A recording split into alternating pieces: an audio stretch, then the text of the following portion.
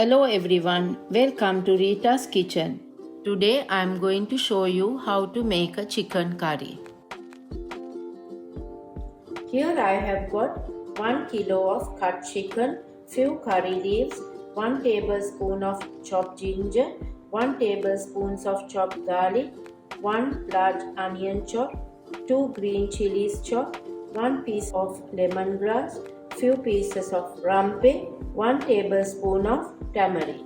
1.5 tablespoon of roasted chili powder, 2 tablespoons of roasted curry powder for meat, 1.5 tablespoons of raw curry powder, 1.5 teaspoons of turmeric powder, few cardamoms, few cloves, few fenugreek seeds, 1 small piece of cinnamon, half a cup of oil, 1.5 teaspoons of salt, 2 cups of water.